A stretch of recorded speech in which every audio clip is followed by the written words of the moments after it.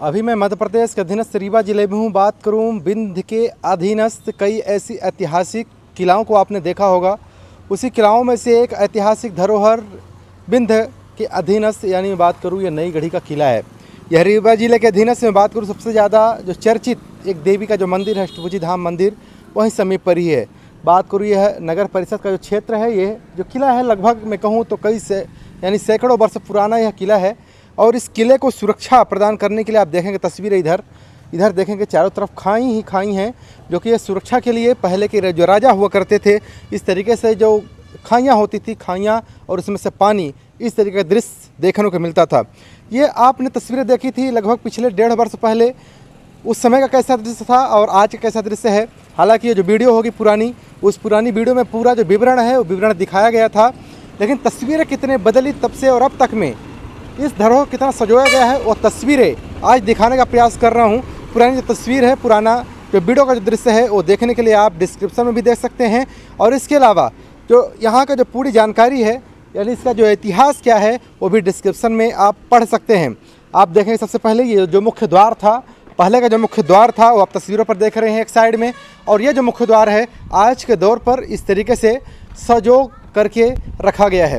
हालांकि इस दृश्य को दिखाने का मेरा उद्देश्य है आज की इंजीनियरिंग पर कई सवाल यह किला कहीं न कहीं से उठा रहा है, उस पर भी मैं आगे चर्चा करूँगा। सबसे पहले आप दृश्य देख लीजिए।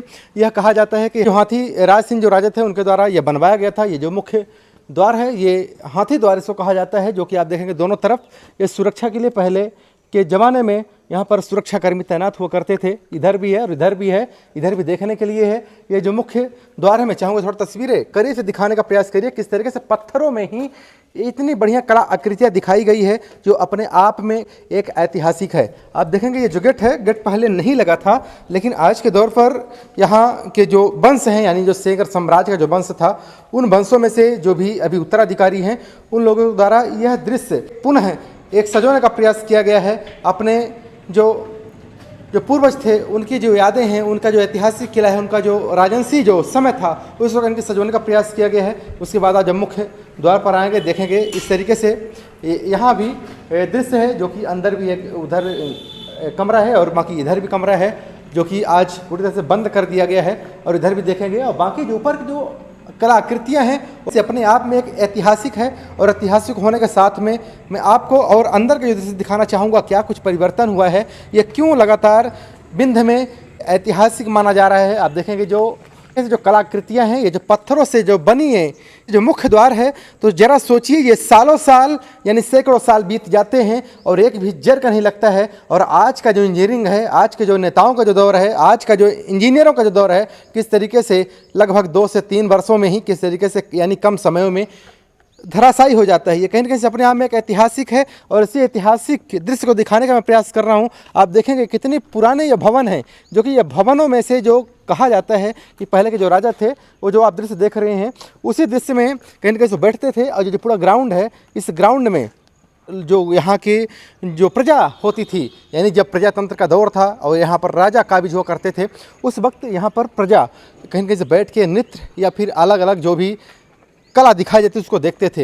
हालांकि जिस तरीके से यहाँ पर एक और यादों को सजोया गया है, एक यादों को जोड़ा गया है, यहाँ के जो उनके आने वाले जो कल के जो कहीं जिम्मेदार हैं उनके द्वारा ये बनवाया गया। आप देख सकते हैं विंध्य रत्न ठाकुर साहेब श्री गोपाल शरण सिंह जी की मूर्ति का अनावरण अभी हाल में ही यानी मैं कहूँ जून के माह में ही हुआ है, यानी 12 जून को हुआ है। मूर्ति का स्थापना हुई है और जो कि इसमें जो विवरण दिया गया है इसमें लिखा है ठाकुर श्री सुमन सिंह जी की सुपुत्री श्रीमती सारिका सिंह द्वारा इस मूर्ति का अनावरण यहाँ पर किया गया है। यानी मैं कहूँ यादों के रूप में इन महान विंध्य रत्न को यहाँ पर रखा गया है। आप देख सकते हैं, चाहूँगा थोड़ा जूम करके आप दिखाने का प्रयास करिएगा।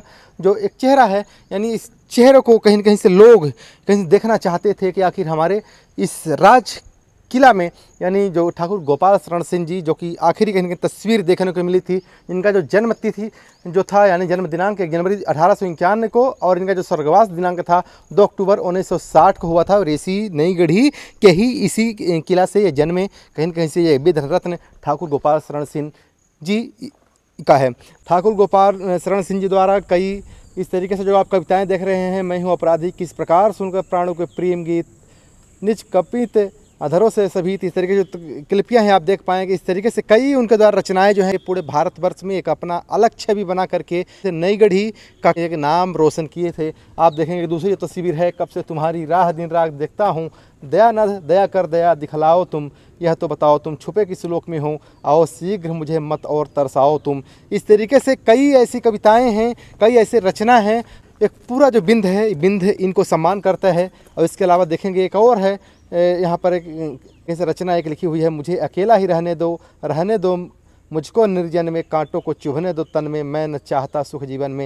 ये जो पूरी तस्वीरें हैं आप देख पाएंगे क्लिपियों में, किस तरीके से एक बिंद के एक राजकुमार और राजघराने से निकल करके पूरे भारतवर्ष में एक अपनी छवि बनाते हैं। और छवि बनाने के बाद में आज उनका जो अनावरण यहाँ पर किया जाता है, उससे कहने पूरा जो बिंद है गौरवान्वित है। और ये पूरी तस्वीरें आप तक साझा करने का मेरा प्रयास लगातार जारी रहेगा। हालांकि जो भी अगला अपडेट आएगा यहाँ से लेकर के मैं जल्द ही जो यहाँ के जो उनके राजकुमार के रूप में जो कई लोग यहाँ पर रहते हैं, यानी उनकी जो पीढ़ी है वो जो रहती है, तो उनसे मैं ज़रूर आपसे रूबरू करवाऊंगा। देखेंगे तो तस्वीरें लगभग ये जो वाहन वगैरह देख रहे हैं, तो लगभग इनके जो आने वाला जो कल है, यानी इस अभी हाल में बात करूं जो राजपूत हैं, तो उनके यहाँ पर देख सकते हैं जो पर्सनल वाहन वगैरह। बाकी यहाँ पर उनका रहायशी यानी यहाँ पर इलाका है, रिहायशी इलाका, और इसी रिहायशी इलाके में ये लोग रहते हैं। और कहीं न कहीं से चारों तरफ जो दृश्य है, चारों तरफ का दृश्य आप देख रहे हैं किस तरीके से बाउंड्री वाल जो चारों तरफ जो